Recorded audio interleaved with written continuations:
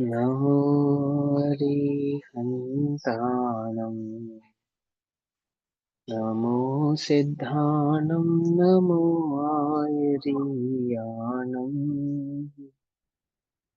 नमो अध्यायानम् नमो लोये सर्वसाहुनम्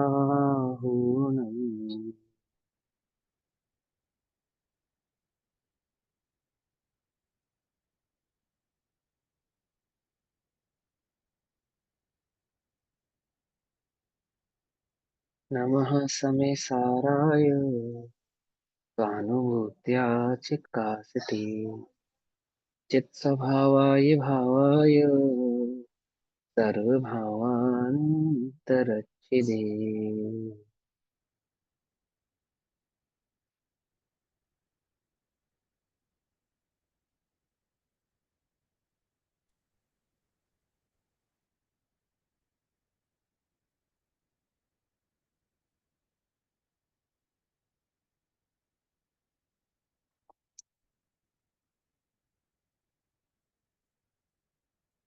हमारी दोपहर कालीन कक्षा का विषय चल रहा है श्री समय सारजी ग्रंथ। और श्री समय सारजी का स्वाध्याय हम सभी आचार्य अमृत चंद्र देव द्वारा रचित आत्मख्याति टीका के माध्यम से कर रहे हैं। आत्मख्याति टीका परिशिष्ट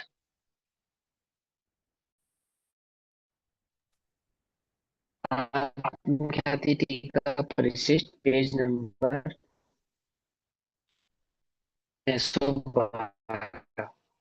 एक ज्ञान मात्र कहने से शिष्य को ये शंका हुई। मेरी आवाज नहीं आ रही? ब्रेक हो रही है। आत्मा को ज्ञान मात्र कहने से शिष्य को ये शंका हुई, क्या आत्मा एक ज्ञान गुण वाला ही है, अन्य गुण वाला नहीं है ना? ये प्रश्न उठा। तो उसके समाधान स्वरूप आचार्य देव उसको आत्मा के अनंत गुणात्मक भाव को समझाने के लिए, अनंत गुणात्मक भाव की सिद्धि के लिए इन 47 शक्तियों का वर्णन करते हैं।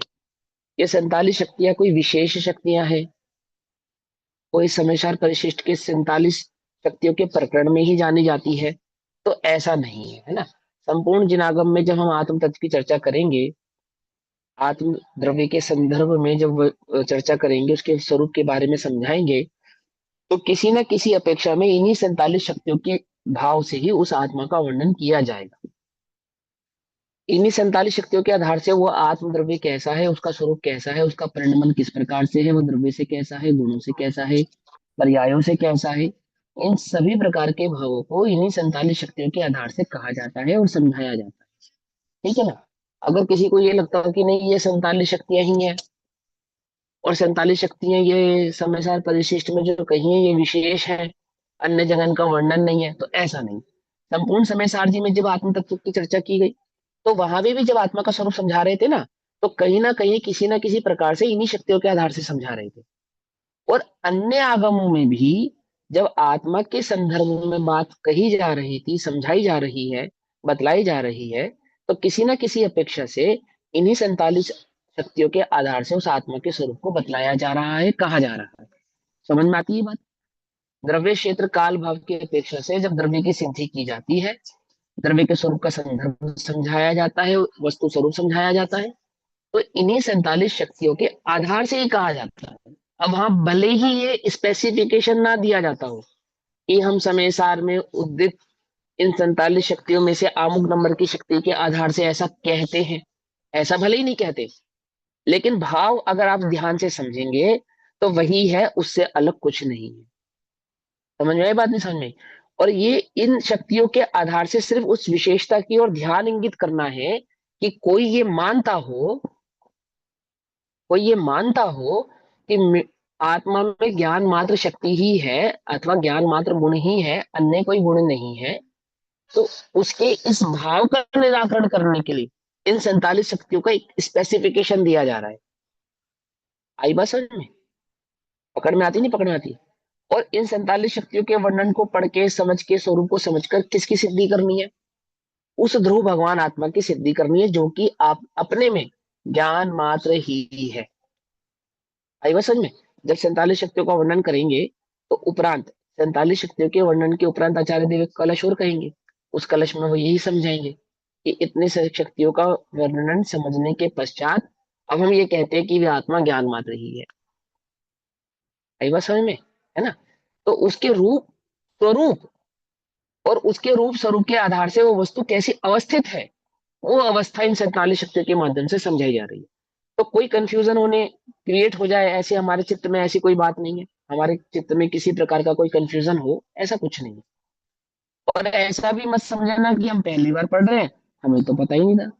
अभी तक आत्म तत्व के संदर्भ में जो भी चर्चा हमने अध्यात्म में की है ना, नॉट इवन इन अध्यात्म में, न्याय में भी की है, वो सारी की सारी इन्हीं शक्तियों के, उन्हीं शक्तियों का, ये उन्हीं भावों का ये निचोड़ है। ये जो 47 शक्तियां है आत्मा के संदर्भ में की गई उन्हीं चर्चाओं का ये निचोड़ है। ठीक है ना? जैसे कितना आसान है, देखो सिंपल सी बात। आत्मा जानने वाला है कि हाँ जानने वाला है। वो जानने वाला आत्मा कैसा है? उसमें जानना और देखना ऐसे दो गुण है कि हाँ जानना और देखना दो गुण है। इजी है, बिल्कुल कोई मुश्किल नहीं है। वो जानने देखने वाले गुणों को ही चैतन्य भाव कहते हैं कि हाँ उसी को चैतन्य भाव कहते हैं। देखो, चित्ती शक्ति, फिर चित्ती शक्ति को विशेष में ज्ञान दर्शन शक्ति। फिर वो ज्ञान दर्शन कैसा है कि केवल्य ज्ञान रूप प्रकट होने वाला है, केवल्य दर्शन रूप प्रकट होने वाला है। ऐसा ही है ना? ऐसा ही है ना? कोई मुश्किल है इसके अंदर? कोई मुश्किल नहीं है। फिर क्या कहते हैं बीच में, उसके एक वीर्य तो शक्ति को और सुख शक्ति को समझाते हैं कि वो आत्मा, जब वो आत्मा ज्ञान है वो कैसा है कि ज्ञान ज्ञान भाव से निराकुलमय है। उसके उस निराकुल भाव को सुख कह दिया, है ना? और आ- आत्मा के वीर यानी कि बल को प्रकट करने के लिए, कि आत्मा में इतना बल है कि अनंत ज्ञान को प्रकट करे, अनंत दर्शन को प्रकट करे। कि हाँ तो उसके एक गुण में उसके पास जो वीर शक्ति है वो अनंत भाव को प्रकट करे, अनंत गुणों को प्रकट करे, अनंत गुणों के अनंत भाव को प्रकट करे। ऐसा उस आत्मा में वीर भी है ना? फिर वो उसके बाद उसको क्या समझाया वीर शक्ति के बाद? विभूत शक्ति, प्रभुत शक्ति। विभुता और प्रभुता समझाई उसकी। प्रभुता क्या समझाई उसकी? प्रभुता कहते हुए समझाया कि वो स्वाधीनता से अखंडित होता है, खंडित नहीं होता, है ना? और विभुता क्या है उसकी? कि अनंत गुणों को समाहित रखता है, ये उसकी विभुता है। उसका खंडित नहीं होता अर्थात उसमें भेद नहीं होता। तो ये बात आपको नहीं पता, द्रव्य में कभी भेद नहीं होता, द्रव्य खंडित नहीं होता। ये पहले नहीं पढ़ा कभी आपने? पढ़ा है ना? बस उस वो खंडित नहीं होता उसको प्रभुता का। और अनंत गुण विद्यमान रहते हैं, ये पता था पहले या नहीं पता था? कि हाँ पता था, उसको विभुता कहते हैं। समझे या नहीं समझे? बस इतनी सी बात, इसी प्रकार की विशेषताओं से यहाँ पे समझाया जा रहा है। अब आचार्य देव समझाते हुए 15 नंबर की शक्ति के बाद अब ये परिणम में परिणामत्व शक्ति। तो अभी 14 नंबर 14 कलशों में जब धर्म स्वभाव समझाया जा रहा था तो क्या समझाया जा रहा था? इस परिणम में परिणामत्व शक्ति को ही समझाया गया है। इन 47 शक्तियों से पूर्व जो ज्ञान और ज्ञे के संदर्भ में 14 कलश कहे, सुने हमने, पढ़े ना? ज्ञान ज्ञे प्रज्ञापन कहा जहां पे कि आत्मा पर को जानता है, अर्थात ज्ञान पर को जानता है और पर ज्ञान के जानने में आता है। तो किस प्रकार से जानने में आता है? तो वहां स्वद्रव्य, स्वक्षेत्र, स्वकाल और स्वभाव की अपेक्षा से ऐसे 14 कलश कहे। एकत्व, अनेकत्व, तत्, अतत्, ये सब कलश कहे या नहीं कहे? इन सभी कलशों का संपूर्ण भाव क्या समझा दिया? ये परिणम में प्रणामक शक्ति में समझा दिया कि जब ज्ञान ज्ञेय को जानेगा तो कैसे जानेगा? देखो फिर से पढ़ के बताऊं। देखो, जो अन्य कार्य नहीं, पर और स्व जिनके निमित्त है। तो पर और स्व किसका निमित्त है? ज्ञान और ज्ञेय। ज्ञान और ज्ञेय, ऐसे ज्ञेयाकारों तथा ज्ञानाकारों को। तो ज्ञानाकार और ज्ञेयाकार का मतलब क्या है? कि आत्मा के जानने भाव को समझाने का तात्पर्य है यहाँ पे, ज्ञानाकार और ज्ञेयाकार कहकर। उन 14 कलशों में हमने क्या सीखा था? ज्ञानाकार और ज्ञेयाकार ही सीखा था ना, है ना? वह ज्ञानाकार और ज्ञेयाकार ग्रहण करने के और ग्रहण कराने के स्वभाव रूप परिणाम में प्रणामत्व शक्ति, अर्थात पर को जाने और पर उसके जानने में आए, ऐसा ज्ञान का परिणमन हो, उसका नाम है परिणाम, परिणाम में परिणामत्व शक्ति। बस सिंपल। कोई मुश्किल है इसके अंदर? ऐसा लग रहा है कि नहीं समझ में आ रहा? नाम नया लग रहा है पर बस। को जाने और पर के जानने में भी आए। पर को जाने और हाँ, पर पर के को जानने। जाने और पर के जानने में भी आए। ठीक है ना? ऐसा परिणाम में परिणामत्व शक्ति, यानी कि ये भाव इस आत्मा का। अब आगे 15 नंबर की शक्ति के बाद कुछ भी विशेष नहीं पढ़ रहे हम, ये सब हम पढ़ चुके हैं। बस अब उनको, उनकी विशेषणा को नाम दिया जा रहा है। जो भी विशेषण आत्मा के संदर्भ में अभी तक आप पढ़ते समझते और सुनते आए हैं, उनको उसकी शक्ति के आधार से नाम दिया जा रहा है। पकड़ में ही बात, नहीं पकड़ में ही? सुनो सुनो, कि हाँ मैं सुनता हूँ, सुनाओ। तो कान से सुनता हूं, बस इतना बतलाया जा रहा है। क्या कहा? देखो देखो, हाँ दिखाओ। कि आंख से देखता हूं, बस इतना बतलाया जा रहा है। कुछ बात समझ में आ रही है, नहीं समझ में आई? चखो चखो, कि हाँ चखाओ। इस जिह्वा से चखता हूं, बस इतना समझाया जा रहा है। कुछ बात पकड़ में आई नहीं आई? किसने चखा? जीव ने चखा या तुमने चखा? किसने चखा? शरीर की अपेक्षा से क्या कहा जाएगा? किसने ज्ञान। चखा, बोलो। ज्ञान। शरीर की अपेक्षा से। खरीद जीव के आ तो गया। तुमने जानने तो दूध, जाने हाँ है। जीव ने जीव। चखा या तुमने चखा? हाँ, जीव जीव इंद्रियों ने। उदाहरण है की भाई। अपेक्षा तो टेस्ट तो पुद्गल हमने ने पुद्गल को ही चखा है, जानना तो जीव ने है। अरे पंडितों से निवेदन है कि उदाहरण को उदाहरण के आधार से लिया जाए और समझा जाए, ठीक है? मैं कह रहा हूं ना, एक सिंपल उदाहरण है शरीर की अपेक्षा से, कि जब आप किसी वस्तु को जीव। चखते हो, तो जीभ से चखते हो, और जीव कहा से। क्या जाता है कि मैंने चखा, ऐसे ही कहा जाता है ना। यानी चखने हिमांशु वाली तो भैया, एक जीव आवाज है। भी नहीं आपकी सही आ रही। हाँ, मुझे भी तभी तो क्वेश्चन आंसर नहीं दे पाए वो नहीं, मैं। समझ अब नहीं तो आ रहा ठीक सही समझ में से। आ रहा है, तो अब तो ठीक आ रही है सुनो सुनो, वॉइस। अरे वो थोड़ा इंटरनेट मेरा आज स्लो चल रहा है। मेरा वीडियो ऑफ रहने दो, अभी सुनो ध्यान से। अभी आवाज सही आ रही हाँ है ना? जी। देखो, पूरे शरीर में चखने का काम करती है जीभ, और कहा जाता है कि मैंने चखा, ऐसे कहा जाता है ना। तो खंडित को अखंड करके, चखने वाला तो एक जीव मात्र है, जीव, जिह्वा, टंग। और मैंने चखा, ऐसा कहा जाता है। ऐसे कहा जाता है, नहीं कहा जाता? ऐसे ही पूरे पूरे आत्मा में जानने वाला एक गुण ज्ञान, और पूरे आत्मा को जानने वाला कहा जाता है।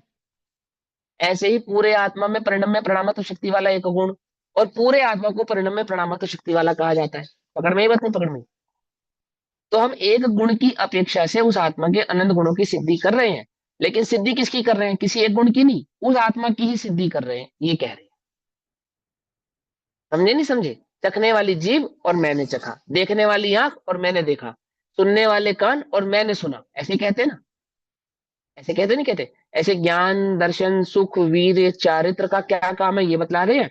और आत्मा उससे अखंडित है, ये भी समझा रहे हैं। पकड़ में आ रही बात, है ना? तो चलो, हिमांशु अब भैया, फिर 15 यहाँ नंबर की। दो चीजों को मिला के कह रहे हैं। कौन सी दो तो चीजों को? मतलब शरीर और आत्मा की, जिसने चखा, और जहाँ चखने वाला तो पुद्गल हो गया ना। अभी मैंने आपको समझाया ना, कि वो उदाहरण से समझा रहा हूं। जैसे हम शरीर के उदाहरण से ये कहते हैं कि मैंने चखा, ऐसे उदाहरण है ना, बाहर में लोक व्यवहार में, लौकिक जनों में, लोक व्यवहार में, जिनको आत्मा का ज्ञान नहीं है, जिन्हें आत्मा की समझ नहीं है, जब वो लोग किसी चीज को चखते हैं, तो कैसे चखते हैं? जीवा से चखते हैं ना। स्वाद किससे लेते हैं? जीभ से लेते हैं ना।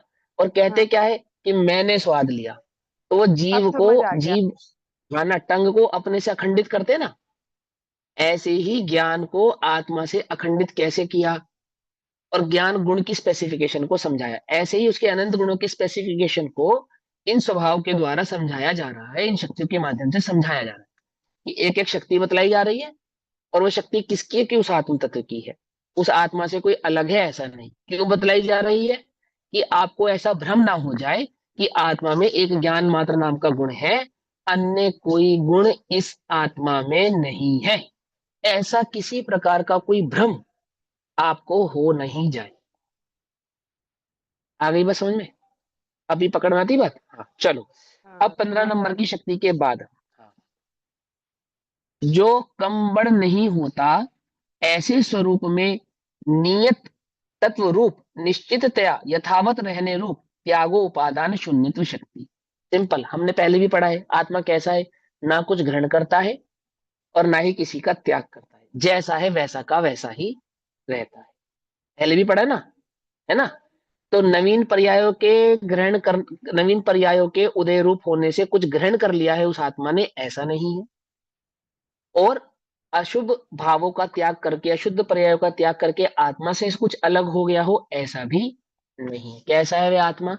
त्याग और उपादान से शून्य है, ग्रहण और त्याग से शून्य है। पकड़ में बात? अब अगले, षट स्थान पतित वृद्धि हानि रूप परिणमित। स्वरूप प्रतिष्ठित्व के कारण रूप, वस्तु के स्वरूप में रहने के कारण रूप, ऐसा जो विशिष्ट खास गुण है, ऐसा एक विशेष गुण है आत्मा के अंदर, अगरु लघुत्व गुण। कैसा है वो अगरु लघुत्व गुण? कि वह है षट स्थान पतित वृद्धि हानि रूप से परिणमित होता है, यानी षटगुणी हानि वृद्धि रूप होता है। हमने पहले भी समझा इसको अर्थ पर्याय के संदर्भ में, है ना। उस स्वरूप को अगरु लघुत्व शक्ति कहते हैं, अर्थात आत्मा में जो षटगुणी हानि वृद्धि रूप प्रति समय परिणमन होता है, ऐसा परिणमन होने वाली एक अगरु लघुत्व गुण नामक आत्मा में एक शक्ति, इसको हमने अर्थ पर्याय के संदर्भ में समझा था। हम अगरु लघुत्व को समझते हैं कि आत्मा छोटा बड़ा नहीं होता, उसको अगरु लघुत्व कहते हैं, पर वो सामान्य स्टेज पे समझाने के लिए था आपको। बेसिकली जो अगरु लघुत्व गुण है वो क्या है? वो षटगुणी हानि वृद्धि रूप आत्मा में होने वाले प्रति समय के परिणमन, यानी जो आत्मा है, जो आत्म द्रव्य है, उस आत्म द्रव्य के एक गुण की एक समय की पर्याय है। तो उस एक समय की पर्याय का भी जो परिणमन हो रहा है ना, उस एक समय की पर्याय का भी जो परिणमन होता है, वो एक समय का परिणमन भी किस प्रकार से होता है, उसका भी जो वर्णन कर रहे हैं, उसका भी जो स्वरूप समझा रहे हैं। और वो कैसा है कि वो षटगुणी हानि वृद्धि वाला होता है। ऐसा होने के पीछे क्या कारण है? कि अगरुत लघुत नाम का आत्मा में गुण है, जो पर्याय के परिणमन में द्रव्य को तो छोटा बड़ा होने देता ही नहीं, है ना। और उस द्रव्य के आधार से होने वाली जो असंख्यात अनंत पर्याय हैं, उनमें भी अगरु लघुत्व तने को प्रकट होने नहीं देता। आत्मा की किसी एक पर्याय को हम छोटा अथवा आत्मा की किसी एक पर्याय को हम बड़ा ऐसा नहीं कह सकते। कुछ बात समझ में ही नहीं। और क्यों नहीं होती? छोटी बड़ी क्यों नहीं होती? उसमें तो हानि वृद्धि होती है, कि हानि होने पर भी छोटी नहीं होती और वृद्धि होने पर भी बड़ी नहीं होती। वो एक समय की पर्याय, अगुरु लघुत्व गुण की पर्याय के, अगुरु लघुत्व गुण के कारण। ठीक। इस षट स्थान पतित वृद्धि हानि का स्वरूप गोमटसार ग्रंथ से जानना चाहिए। मैंने विशेष भाव को समझने के लिए गोमटसार ग्रंथ से हम ये षटगुणी हानि वृद्धि के स्वरूप को समझ सकते हैं। अविभाग प्रतिच्छेदों की संख्या रूप षट स्थानों में पतित समाविष्ट वस्तु स्वभाव की वृद्धि हानि जिससे, जिस गुण से होती है, और जो गुण वस्तु के स्वरूप में स्थिर होने के कारण है, ऐसा कोई गुण आत्मा में है और उसे अगुरु लघुत्व गुण कहा जाता है। ऐसी अगुरु लघुत्व शक्ति भी आत्मा में है। 17 नंबर की शक्ति। ठीक। आगे, सभी शक्तियां मात्र आत्मा की ही है ऐसा नहीं। कुछ शक्तियां तो ऐसी हैं जो आत्मा में भी है और अन्य द्रव्यों में भी है, और कुछ शक्तियां ऐसी है जो मात्र आत्मा में ही है। जैसे अगुरु लघुत्व गुण नामक जो शक्ति है, यह 6 द्रव्यों में है। ठीक है, समझ में बात? जैसे त्यागो उपादान शून्य तो शक्ति है, तो ये 6 द्रव्यों में है, खाली आत्मा में ऐसा नहीं। हिमांशु भैया, इसमें एक बात हम्म नहीं समझ आई जी, जो लिखा हुआ है ना, अभिभाग प्रतिच्छेदों की संख्या षट स्थानों में पतित समाविष्ट, ये पतित समाविष्ट क्या है? पतित माने हानि, समाविष्ट माने वो क्या नाम है, वृद्धि। ठीक है। पतित माने छूटना, पतित माने अलग होना, समाविष्ट माने समाहित होना, माने अलग होती हुई भी समाहित रहती है, ऐसा। ठीक। क्रम प्रवृत्ति रूप और अक्रम प्रवृत्ति रूप वर्तन जिसका लक्षण है, ऐसी उत्पाद व ध्रुव शक्ति। क्रमवर्ती पर्याय उत्पाद व रूप है और अक्रमवर्ती गुण ध्रुव रूप है। तो ये बात हमने पहले नहीं समझी आत्मा के संदर्भ में, समझिए ना।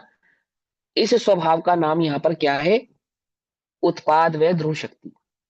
आत्मा में एक उत्पाद व ध्रुव नामक शक्ति है, जिसके कारण निरंतर आत्मा में क्रम रूप से पर्याय होती रहती है और अक्रम रूप से गुण विद्यमान रहते हैं। यानी कि पर्यायों के उत्पाद व होते हुए भी गुणों में उत्पाद व नहीं होता, गुण जो के त्यों ही बने रहते हैं।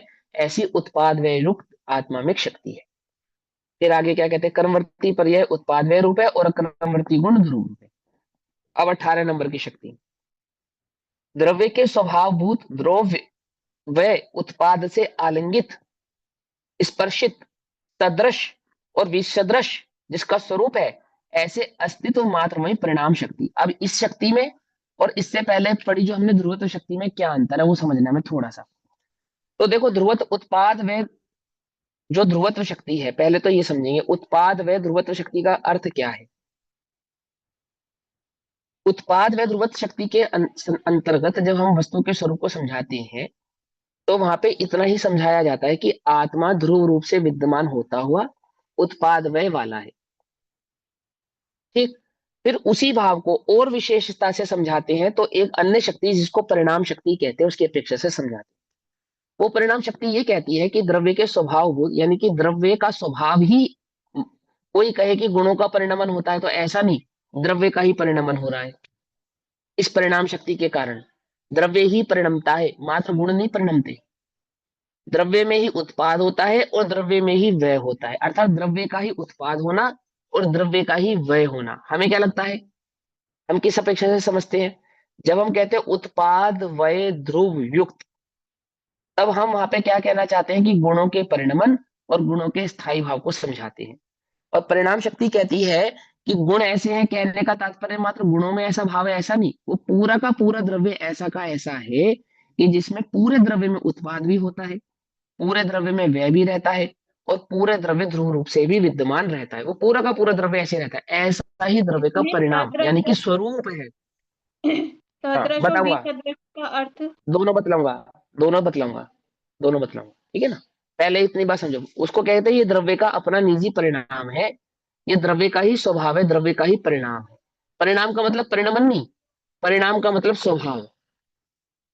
एक ऐसा स्वभाव है द्रव्य के अंदर कि जो पर्याय गुणों की पर्याय है ना, वो गुणों की पर्याय नहीं, वो द्रव्य की ही पर्याय है। मानो द्रव्य ही वो द्रव्य का ही परिणमन है। और वो जो अस्तित्वपना गुणों का है, वो अस्तित्वपना गुणों का नहीं है, वो द्रव्य का ही है। और जो व्ययपना है वो पर्यायों का नहीं है, वो द्रव्य का ही है।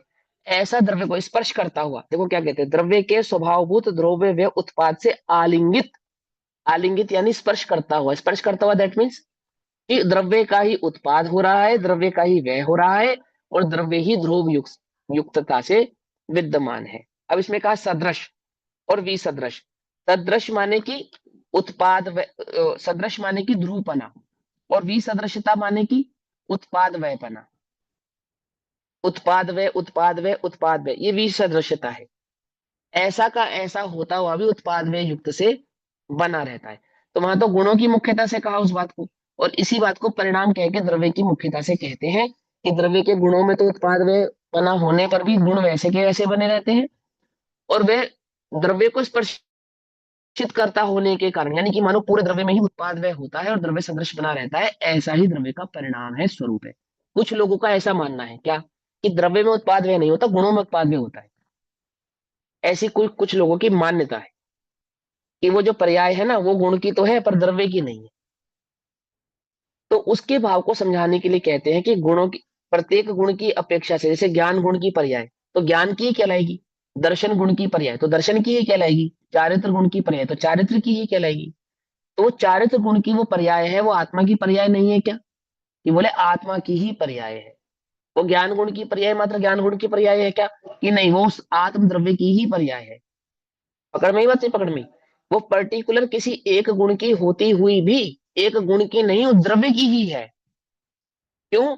क्योंकि द्रव्य में परिणाम नाम की शक्ति है, उस परिणाम नाम की शक्ति के कारण वो एक गुण की एक समय की पर्याय किसी एक गुण की मात्र नहीं है, वो संपूर्ण उस द्रव्य की ही है।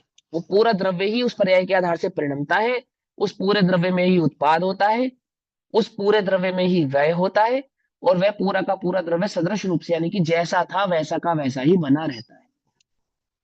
समझ में बात? इसको कहा परिणाम शक्ति। आगे चलते हैं। कर्म बंध के अभाव से व्यक्त किए गए यानी कि जब कर्म बंधन का अभाव हो जाएगा, सभी कर्मों का अभाव हो जाएगा, तो क्या व्यक्त होगा, क्या प्रकट होगा? अमूर्तपना प्रकट होगा, ठीक है ना। तो वो अमूर्तपना कैसा है? सहज स्पर्शन आदि शून्य, यानी कि जो ये ज्ञान सहज ही पांच इंद्रिय रूप प्रवृत्ति कर रहा था, उससे शून्य हो गया। निष्पर्शन रस ज्ञान चक्षु आदि है ना ये भाव, इन सभी भावों से क्या हो गया? शून्य हो गया। ऐसे आत्म प्रदेश रूप अमूर्तत्व शक्ति, सिंपल सिंपल सी बात में ये कहे कि आत्मा में एक अमूर्त शक्ति है जिसके कारण आत्मा अमूर्तिक ही रहता है। मूर्तिक होता हुआ प्रतीत होने पर भी मूर्तिक नहीं है। देखो, किसी ने पहचाना, अगर किसी व्यक्ति ने पहचाना इसमें जान है या नहीं है, तो कैसे पहचाना? नब्ज देख के पहचाना ना, नब्ज देख के पहचाना। तो नब्ज देख के पहचानना तो मूर्तिक हो गया, ये तो मूर्तिक हो गया। सांस लेते हुए पहचाना, ये तो मूर्तिक हो गया। दिल धड़कते हुए पहचाना, ये तो मूर्तिक हो गया। खून के दौरे से पहचाना, ये तो मूर्तिक हो गया। बात समझ में आ रही नहीं आ रही है? यानी आप इंद्रियों से ये जिंदा है या मरा हुआ है या जीव है या अजीब है ये जान पा रहे हो, ये तो उसका मूर्तिकपना हो गया, है ना? ऐसा होते हुए भी वह आत्मा कैसा है? अमूर्तिक है। अमूर्तिक है, मूर्तिक नहीं है। तुम भले ही उसके संचेतन भाव को इंद्रियों से समझ रहे हो, ऐसा होने पर भी वह मूर्तिक नहीं हुआ, अमूर्तिक ही रहा। पकड़ में ही बात नहीं पकड़ में ही? तुमने ये जीव है उसके संचेतन परिणाम को कैसे पहचाना? जैसे डॉक्टर जगदीश चंद्र बसु ने बताया कि प्लांटों में लिविंग, ये प्लांट लिविंग थिंग होते हैं, जान होती है इनमें। तो कैसे पहचाना? वो तो अमूर्तिक होता है जीव, तो उसने कैसे पहचाना इसमें जीव है? पकड़ में ही बात नहीं पकड़ में ही? कैसे पकड़ में आया तुम्हें कि जिंदा है या मर गया? तो तुमने किस परिणाम से पकड़ा था उसको? मूर्तिक परिणाम से पकड़ा था। ऐसा होने पर भी वो मूर्तिक नहीं है, अमूर्तिक ही है। भले ही तुम उसको मूर्त भाव से पकड़ो, पहचानो, जानो। आई बात समझ में या नहीं समझ में? यानी जो स्थूल जीव प्राणी मूर्तिक भाव से तुम्हारे जानने, पकड़ने, पहचानने में आते हैं, तो ऐसा नहीं है कि वो मूर्तिक उस जीव का स्वभाव है। जीव का स्वभाव तो अमूर्तिक है। अमूर्तिक है अर्थात इन चिन्हों के द्वारा पहचाना नहीं जाएगा, इन लक्षणों से पहचाना नहीं जाता। किन लक्षणों से? स्पर्श रस गंध वर्ण से रहित है। आई बात समझ में? ठीक, चलो सिंपल। समस्त कर्मों के द्वारा किए गए ज्ञातृत्व मात्र से भिन्न जो परिणाम, उन परिणामों के कारण से उपरम स्वरूप, उन परिणामों के कराने की निवृत्ति स्वरूप अकर्तृत्व शक्ति। सिंपल सिंपल बात है कि आत्मा राग द्वेष परिणामों का करता है या नहीं है? आत्मा पुद्गल का करता है या नहीं है? कि कर्म के उदय से आत्मा ने शरीर आदि कार्य को किया, ऐसा दिखाई देने पर भी आत्मा अकर्तृत्व शक्ति वाला है, अर्थात वह पर का कुछ करता नहीं है। सिंपल। आ गई बस समझ में? वह आत्मा के कारण कर्मों का आश्रय हुआ, बंध हुआ, शरीर आदि में परिणमन हुआ, ऐसा दिखाई देता नहीं दिखाई देता? बोलो कौन बोल रहा है? शरीर बोल रहा है या आत्मा बोल रहा है? कौन बोल रहा है बोलो? कौन सुन रहा है? शरीर सुन रहा है या आत्मा सुन रहा है? कौन सुन रहा है? यदि शरीर सुन रहा है तो मुर्दे को भी सुनना चाहिए, है ना? समझ में बात नहीं समझ में? और यदि आत्मा सुन रहा है, आत्मा, है ना, ऐसे कहे आत्मा ने सुना, ऐसा कहे, तो शब्द से आत्मा का संबंध होना चाहिए। तो आत्मा जो शब्द आदि का ज्ञान करता है, ज्ञान किया ना उसने, ज्ञान जाना, और उस जानने रूप और जो उसको भाव कर्म रूप से परिणाम हुआ, उस भाव कर्म के आधार से जो उसने परिणमन किया, शरीर आदि देह आदि में जो परिणमन हुआ, हुआ या नहीं हुआ? ऐसा परिणमन होने पर भी आत्मा कैसा है? अकर्तृत्व शक्ति वाला है। जिस शक्ति से आत्मा ज्ञातृत्व के अतिरिक्त, अर्थात जानने के अतिरिक्त, शरीर को जानता तो है, करता नहीं है। उद्गल को जानता तो है, करता नहीं है। बोलो भैया, तुम घर से चला कर लाए गाड़ी यहाँ तक, कौन चला के लाया? तुम चला के लाए या शरीर चला के लाया? कौन चला के लाया? ऐसे छह द्रव्य के परिणमन को वह आत्मा जानता तो है, परंतु उन छह द्रव्य के परिणमनों का करता नहीं है। कुछ बात समझ में आती है नहीं समझ में आती है? अपने को तो लगता है ना, मैं नहीं करूंगा तो कौन करेगा?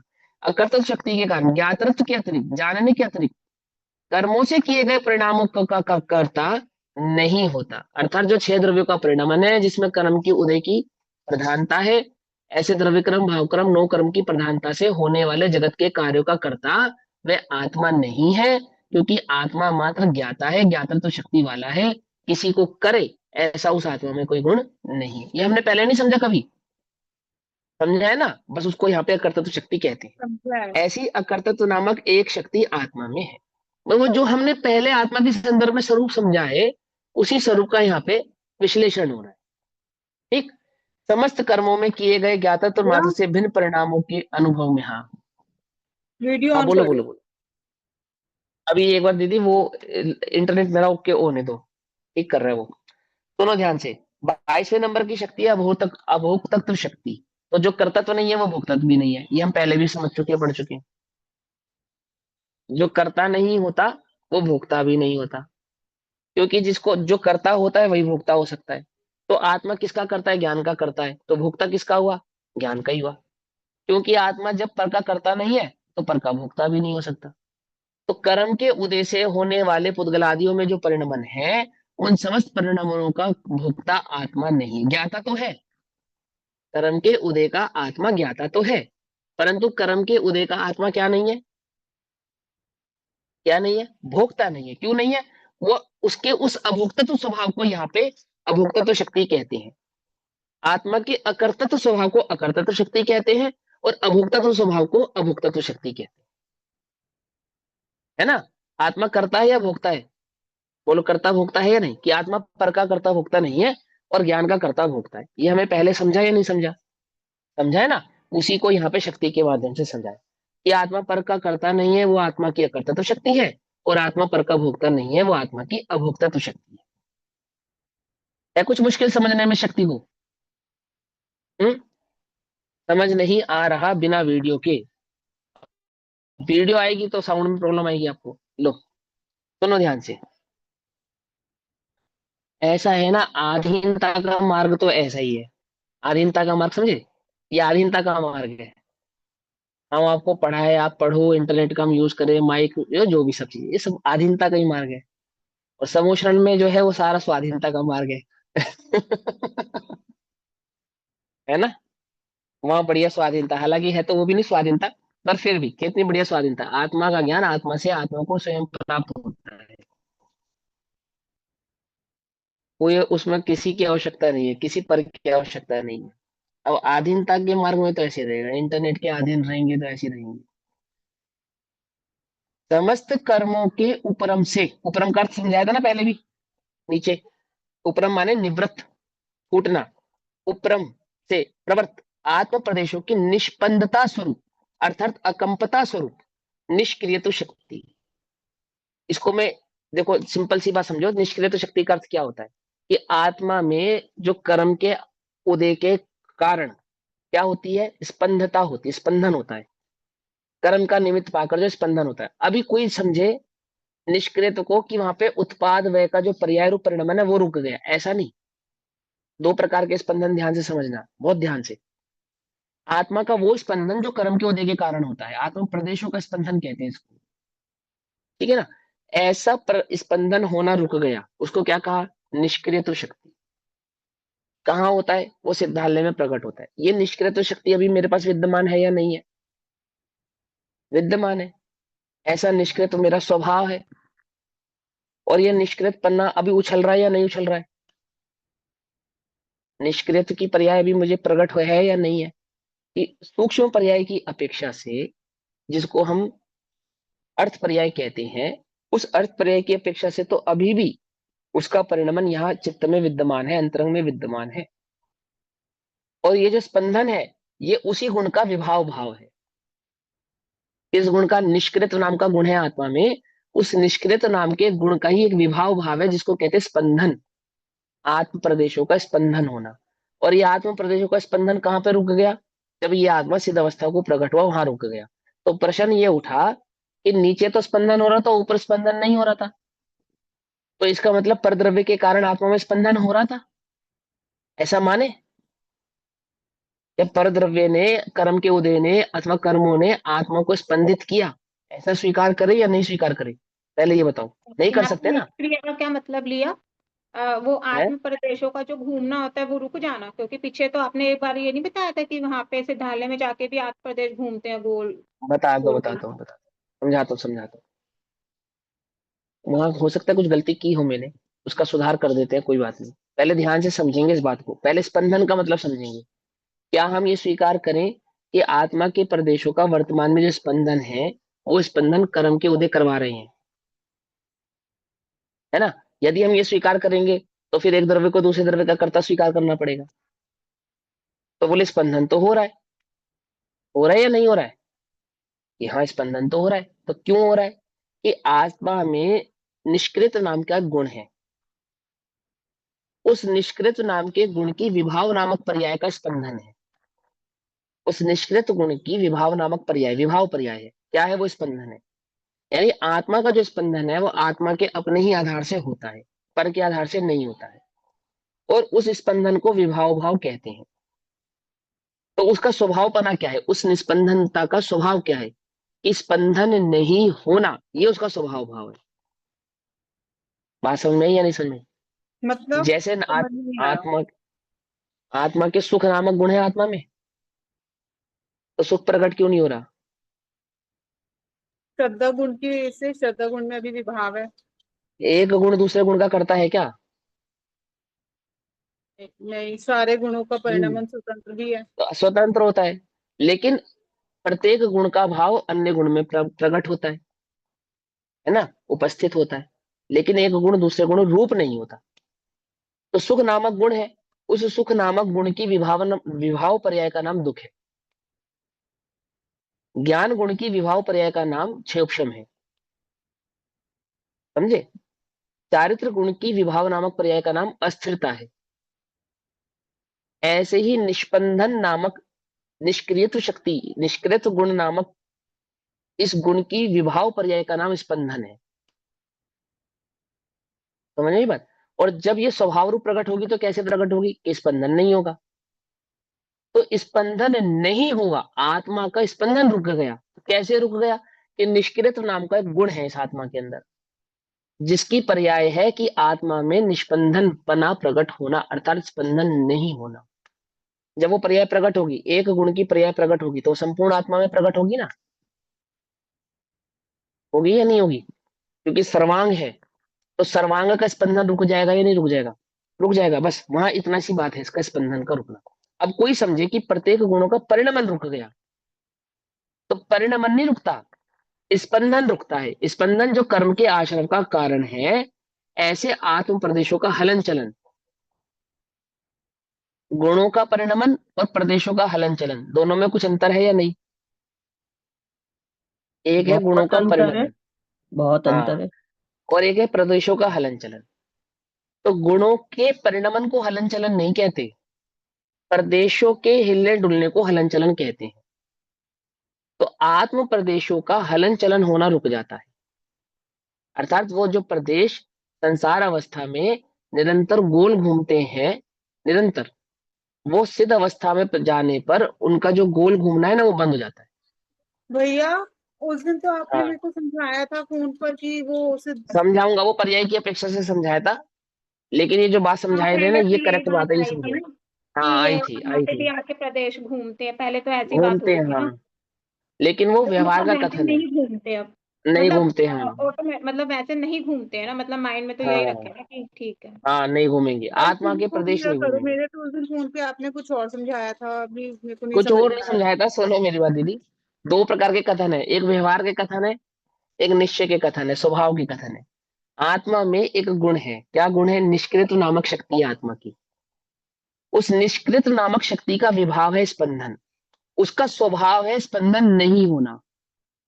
दो बातें समझ में आ गई, एक स्वभाव है, एक विभाव है। तो आत्मा में स्पंदन हो रहा है, यहाँ हो रहा है, अभी वर्तमान अवस्था में हो रहा है ना, निचली भूमिका में। तो क्यों हो रहा है? कि कर्म के आश्रम अथवा उसके उदय आदि के कारण हो रहा है। ये उपचार का कथन है। वास्तव में क्यों हो रहा है, निश्चय से समझे, वस्तु स्वरूप से समझे, तो आत्मा में एक निष्कृत नाम की शक्ति है, गुण है। उस निष्कृत नाम की शक्ति का विभाव भाव कहलाता है स्पंदन। यानी आत्मा में होने वाले स्पंदन का कारण भी आत्मा स्वयं है, कोई परद्रव्य नहीं है। पकड़ में आ रही है बात? नहीं पकड़ में आ रही है? एक परद्रव्य के कारण हो रहा है, बोले नहीं, ऐसा नहीं। ये अपनी विभाविक पर्याय है, मेरी अपनी विभाविक पर्याय। कौन से गुण की? निष्कृत नामक गुण की। तो इसकी स्वाभाविक पर्याय क्या होगी? कि स्वाभाविक पर्याय ये होगी कि स्पंदन होना रुक जाएगा। बस इतनी सी बात है ना। तो बोले स्पंदन होना रुक जाएगा तो आत्मा क्या जड़ हो जाएगा? कि भैया पर्याय के रुकने को स्पंदन का रुकना नहीं कहते, परिणमन के रुकने को स्पंदन होना नहीं कहते, प्रदेशों के हलन चलन को स्पंदन कहते। ठीक है ना? प्रदेशों का हिलना डुलना किस अवस्था में? सिद्ध अवस्था में जाकर क्या हो जाता है? रुक जाता है। लेकिन प्रत्येक प्रदेश में होने वाला असंख्यात गुणी हानि वृद्धि वाला जो परिणमन है, प्रत्येक प्रदेश में असंख्यात गुणों का प्रति समय में होने वाला हानि वृद्धि रूप जो सूक्ष्म पर्यायों का परिणमन है, वो नहीं रुकता, वो नहीं रुकता, वो तो ऐसा का ऐसा ही चलता रहता है। अर्थात वह आत्मा अपरिणामी भी है और परिणामी भी है। तो परिणामी कैसा है? कि पर्यायों का परिणमन तो निरंतर है, उसमें निरंतर है, निरंतर है, निरंतर है। और अपरिणामी और है पर्यायों का हाँ, है ना, तो अपरिणामी है। तो जब ये कहा गया कि उस आत्मा को कूटस्थ, कूटस्थ माने तो कोई उसको पर्यायों से कूटस्थ समझे, ऐसा नहीं। ये जो निष्क्रिय शक्ति के कारण उस आत्मा के प्रदेशों का जो हिलना डुलना बंद हो गया, हिलना डुलना रुक गया, ऐसा वो आत्मा वहां पे क्या हो गया, कूटस्थ हो गया, कीलित हो गया। समझ में बात नहीं, समझ में? तो कीलित हो भाई गया, कूटस्थ हो गया। कर्मों का आत्मा के साथ जुड़ना सिर्फ एक ये स्पंदन की वजह से ही होगा, आत्मा के हाँ प्रदेश बस।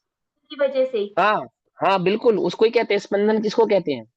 आत्म प्रदेशों का स्पंदन का मतलब क्या है, और क्या मतलब है उसका, और कोई दूसरा कोई मतलब नहीं है हाँ, एक प्रदेशों मिनट। का। आत्म प्रदेशों के स्पंदन को योग भी कह सकते हैं, या योग में अलग योग चीज है?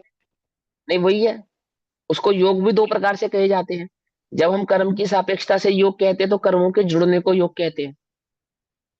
और एक योग आत्मा का निर्जीव स्वभाव है, यानी कि जो आत्मा का अपना स्वरूप है, जो आत्मा का अपना परिणमन है, जिसको हम उपयोग कहते हैं। ज्ञान उपयोग, दर्शन उपयोग। योग में मन वचन काया नहीं लेंगे, मतलब मैं यहाँ पे योग में मन वचन काया लगा के अरे ऐसे बोल। आत्मा की 47 शक्तियों की चर्चा चल रही है भैया, पर की नहीं चल रही। करणान योग सापेक्ष मत करो इसको। यहाँ तो आत्मा के स्वाभाविक पारिणामिक भाव की चर्चा चल रही है, जिसमें पर का कोई हस्तक्षेप नहीं है। ये किसी कर्म के उदय के कारण नहीं है, ये किसी कर्म के किसी परद्रव्य के कारण नहीं है। आत्मा का अपना निजी स्वभाव कैसा है, उस आत्म द्रव्य में किस किस किस प्रकार के गुण है, और उन गुणों का किस प्रकार से कार्य होता है, वो बात समझाई जा रही है यहाँ पे। समझ में बात नहीं, समझ में आई? वह आत्मा वहां प्रदेशों की अपेक्षा से, प्रदेश वहां पे जाके स्थिर हो गए। कहाँ जाके स्थिर हो गए? सिद्धांत में। आत्मा के प्रदेश सिद्धार्थ में जाके स्थिर हो गए। तो स्थिर किस प्रकार से हो गए कि आकाश के जिस प्रदेश पर आत्मा के जो प्रदेश थे, आकाश के उस उस प्रदेश पर आत्मा के वो प्रदेश जो के त्यों रह गए, अब आगे पीछे नहीं होते। भैया तो कौन? एक बात बताओ, जो आपने उस दिन दादा का अपने वीडियो भेजा था, हाँ तो हाँ, उसमें वो तो गुणों वही की था अपेक्षा ना। समझा। दादा दो गुणों की अपेक्षा से समझा रहे थे उस बात को। और दादा ने वो हाँ। प्रदेश वाली बात भी यही समझाई थी कि इस भूमिका में, हम जो इस भूमिका में है, हम्म। निचली भूमिका में, इस समय शरीर के अंदर आत्मा के प्रदेश ना गोल घूम रहे हैं। माने आत्मा के हाँ, प्रदेश गोल घूमते हैं, वो आत्मा का लेकिन स्वभाव जब है हमने प्रदेशों का घूमना। डिस्कशन किया था तो हमने तो इस निष्क्रिय शक्ति का ही डिस्कशन किया था उस टाइम पे भी। हाँ हाँ हाँ, तो लेकिन निष्क्रियता का अर्थ ये होता है कि वहां प्रदेशों का हिलना डुलना बंद हो जाता है, ये सही है हो बात। जाता। हाँ, ये बात बिल्कुल करेक्ट है। क्योंकि मेरी ये- इससे गीता से भी डिस्कशन हुई थी ना इस बारे में, तो ये हम दोनों की भी डिस्कशन हुई थी तुरंत हाँ हाँ इसलिए। हाँ हाँ, है कंफ्यूजन है थोड़ा सा, लेकिन सिंपल बात इतनी सी है कि प्रत्येक प्रदेश में असंख्यात गुनी हानि वृद्धि रूप परिणमन तो जारी रहता है। और वहां प्रदेशों की अपेक्षा से कह रहे हैं कि वहां उसका स्पंदन, यानी कि प्रदेशों का हिलना डुलना बंद हो जाता है। एक आत्म द्रव्य है और एक आत्म द्रव्य के अनंत गुण है, दो चीजें हो गई। तो दो है या एक है कि एक है। ऐसा होने पर भी, ऐसा होने पर भी प्रत्येक गुणों के परिणमन रूप पर्याय तो निरंतर रहती है। अब निष्क्रियत नाम का गुण है तो इसकी पर्याय निष्क्रियत नाम का गुण है, इसकी पर्याय पर्याय होगी या नहीं विभाव होगी? पर्याय और स्वभाव पर्याय दोनों हो जाएंगी। गुण है तो पर्याय भी होगी, तो हाँ, स्वभाव पर्याय तो पर्याय तो निष्क्रिय होगी। और विभाव पर्याय हाँ होगी स्पंदन। ऐसे। हाँ, तो अब उसकी जो स्वाभाविक पर्याय है, उस निष्क्रियत नाम की गुण की जो पर्याय होगी वो कैसी होगी, कि स्पंदन नहीं होना, ये उसकी पर्याय है। समझे नहीं समझे? आत्म प्रदेशों में स्पंदन नहीं हो रही है, उसकी पर्याय है, बस सिंपल सी बात। मतलब यानी ये वो तरंग प्रकट जैसा होने भाव वाला नहीं गुण उठा। है, और प्रकट प्रकट होने होने वाला वाला। गुण है। नहीं, प्रकट तो है, अभी भी है, उपस्थित है ये गुण तो। एक प्रकट होने वाला गुण नहीं कहते, पर्याय कहा ना, अभी तो बोला इसकी विभाव पर्याय है, इसी गुण की विभाव पर्याय स्पंदन। अगर नहीं मानेंगे तो फिर ये मानना पड़ेगा कि किसी अन्य द्रव्य के कारण आत्मा में स्पंदन हो रहा है। अगर इस गुण की उपस्थिति को स्वीकार नहीं करते हैं तो फिर ये स्वीकार करो में होने वाला जो स्पंदन है वो परद्रव्य के कारण है। ऐसा मानना पड़ेगा ना कि परद्रव्य ने आत्मा को हिलाया डुलाया, ये स्वीकार करना पड़ेगा या नहीं करना पड़ेगा? तो जो परद्रव्य हमें हिला डुला सकता है, ऐसा होने पर एक द्रव्य दूसरे द्रव्य का कर्ता सिद्ध होगा या नहीं होगा? हो जाएगा, नहीं हो जाएगा? तो अब ये नहीं कहेंगे कि निष्क्रिय शक्ति प्रकट होने वाली है, विद्यमान शक्ति है, विद्यमान शक्ति है, अभी भी परिणमन हो रहा है। तो बोले क्या परिणमन हो रहा है निष्क्रिय शक्ति का? विभाव रूप परिणमन हो रहा है, बस जो स्पंदन है वो निष्क्रिय शक्ति का विभाव भाव है। भैया ये हाँ है ना जो आत्म वैभव पाठ है ना शक्तियों का, उसमें लिखा है हाँ निष्क्रिय स्वभावी आत्मा निष्कंप रहता है सदा सदा। हाँ, निष्कंप रहता है सदा, हाँ हाँ, इस पे सदा। क्या अभिप्राय है? देखो, सदा निष्कंप रहता है, ऐसा कहने का अभिप्राय प्रदेशों में भेद खड़ा नहीं होता, बस इतना ही है। मैंने प्रदेशों में खंडित नहीं होते, बस इतना ही भाव है इसका। अभी निष्कंप है या नहीं है आत्मा, जब हम ये बात बोलेंगे तो वहां पे निष्कंप प्रदेशों की अपेक्षा से नहीं कहेंगे, उसके खंडित पने की अपेक्षा से कहेंगे। और उनके गुणों के उस जो आत्मा का ज्ञान दर्शन सुख वीर्य चारित्र आदि जो भाव है, वो वैसा का वैसे ही, मैंने गुणों में किसी प्रकार का उल्टा परिणमन नहीं हो रहा है। पर्यायों में तो हो रहा है पर गुणों में नहीं हो रहा है, उसको निष्कंप कहेंगे। जैसे आत्मा ज्ञान स्वभावी है, तो सदैव ज्ञान स्वभावी ही रहने वाला है, उसका स्वभाव बदलने वाला नहीं है, इसको निष्कंपता कहते हैं। लेकिन जो निष्क्रिय शक्ति है, इसका वास्तविक स्वाभाविक परिणमन क्या है? बोले वो गुण और पर्यायों की अपेक्षा से नहीं, प्रदेशों की अपेक्षा से समझना पड़ेगा आपको कि आत्मा के प्रदेशों में जो हलन जुलन होता है ना, स्पंदन, उस स्पंदन का ना होना यहाँ पे निष्क्रिय शक्ति का काम है। बात पकड़ में आई नहीं? देखो परिभाषा पढ़ते हैं, ध्यान से फिर समझे। सदा कैसे लगा इसमें? निष्क्रिय स्वभावी वो आत्मा निष्कंप रहता है सदा, यदि प्रदेशों के हिसाब से होता तो सदा हाँ तो हाँ अभी तो नहीं है, अभी तो कंपन है। हाँ, कंपन सदा है ना, कैसे लिखा है? कंपन है। हाँ, वहां पे सिर्फ सदा, सिर्फ और सिर्फ विभाव की अपेक्षा से लिखा है कि आत्मा अपने ज्ञान स्वभाव को नहीं छोड़ता, ये उसकी निष्कंपता है। मेरी बात समझ में सदा आई या नहीं समझ? देखो सदा शक्ति के सदा, हिसाब से लिखा है कि ऐसी शक्ति हाँ आत्मा में, बस उतने। शक्तियों की चर्चा है ना, तो ये देखो सुनो, शक्ति ऐसी आत्मा में हम तो सदा मूल मूल आचार्यों की परिभाषा क्या लिखी है, मूल आचार्य की।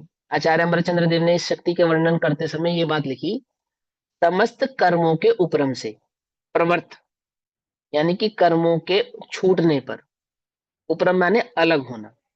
तो समस्त कर्मों के, यानी द्रव्य कर्म भाव कर्म और नो कर्म, तो नो कर्म छूटा, द्रव्य कर्म छूटे, भाव कर्म छूटे। तो जब केवली समुद्घात होता है उस समय तो मात्र द्रव्य कर्म रह जाते हैं। जिस समय केवली समुद्घात होता है उस समय नो कर्म का अभाव होने के पश्चात केवली समुद्घात होता है, और भाव कर्मों का अभाव तो पहले ही कर चुके होते हैं। तो क्या बचता है वहां पे? द्रव्य कर्म भाव मात्र बचते हैं। तो समस्त कर्मों के उपरम, यानी कि छूटने से, प्रवर्त, यानी कि इस प्रकार की जब प्रवृत्ति होती है, इस प्रकार का जब परिणमान होता है, इस प्रकार की जब पर्याय होती है, जिस समय सभी कर्मों का छूटना होता है, छूटने से आत्म प्रदेशों की निष्पंदता स्वरूप, अर्थात अकंपता स्वरूप निष्क्रियत्व शक्ति। अब ब्रैकेट में आगे क्या लिखा? जब समस्त कर्मों का अभाव हो जाता है तब प्रदेशों का कंपन मिट जाता है, इसके लिए निष्क्रियत्व शक्ति भी आत्मा में है। तो जब कर्मों का सद्भाव होता है तो उस समय आत्मा कंपन होता है, और जब कर्मों का अभाव हो तो आत्मा निष्क्रिय प्रकट होता है ना? तो जब आत्मा में कंपन हो रहा था, उस कंपन का कारण कौन था? कर्म। अगर ऐसा मानेंगे तो परद्रव्य ने आत्मा को कंपित किया, ये स्वीकार करना पड़ेगा।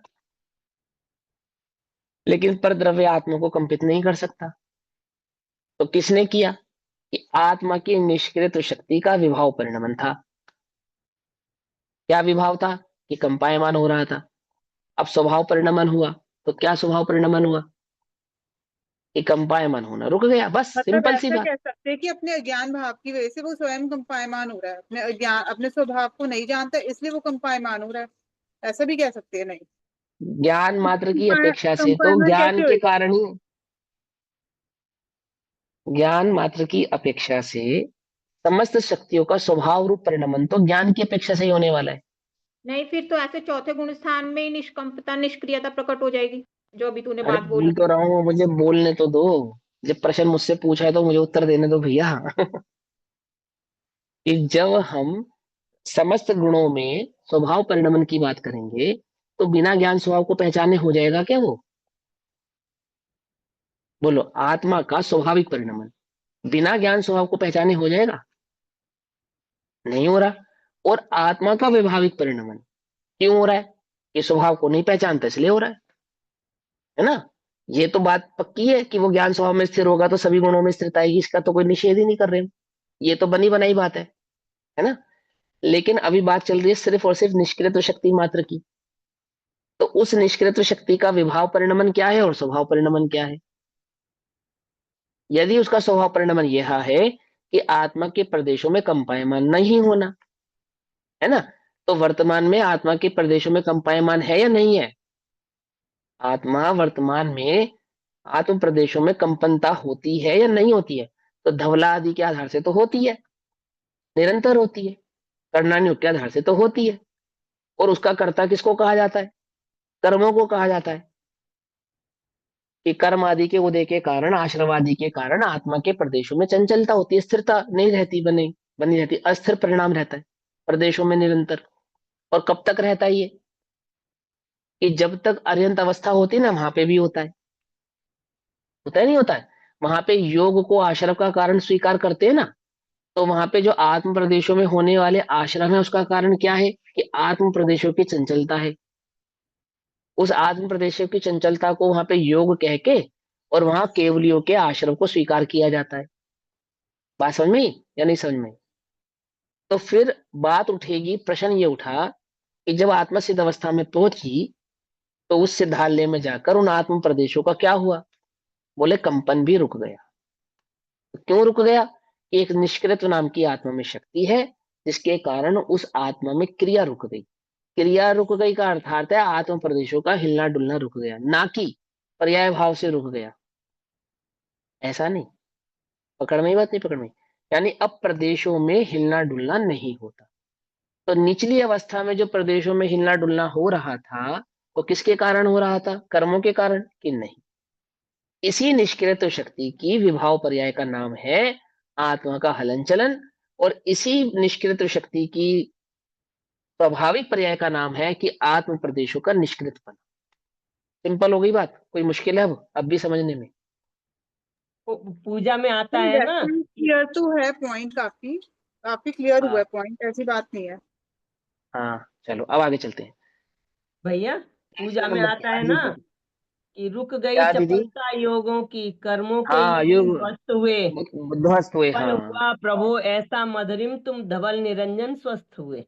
ध्वस्त हुए, है ना? हाँ भैया तो तो युग को गई चपलता योगों की, वहां पे योगों की चपलता रुक गई, वो अर्यंत अवस्था से कहा। और फिर जब सिद्ध अवस्था में गया तो वहां हाँ, प्रदेशों की तो चंचलता भी रुकेगी, अचलता और अमलता दोनों प्रकट हो गई। ये इसमें दोनों भी प्रकट ऐसे होगी। लिखा हुआ है, अगर मैं इसकी पढ़ूं हाँ 5-6 लाइन तो बहुत अच्छा समझ में आएगा, क्लियर हो जाएगा। हाँ, बोलो बोलो बोलो बोलो। यहाँ लिखा हुआ है, यहाँ यह भगवान आत्मा अमल भी है और अचल भी है। अचल पर्याय भी भी है। घाती कर्मों के अभाव से पूर्ण अमलता प्रकट होती है और अघाती कर्मों के अभाव से अचलता प्रकट होती है। अरहंत भगवान हम्म, पूर्णतः अमल है पर अचल नहीं, किंतु सिद्ध हम्म, भगवान अमल भी है और अचल भी।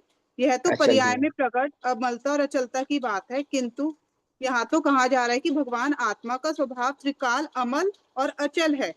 जिस प्रकार हाँ, की स्वभाव अकम समझा रहे हैं। दशा, हाँ, जिस प्रकार हाँ, की अकम दशा सिद्ध भगवान में प्रकट हुई है उसी प्रकार की अचलता आत्मा के स्वभाव में सदा विद्यमान है, क्योंकि उसमें सदैव निष्क्रिय विद्यमान रहती है। शक्ति।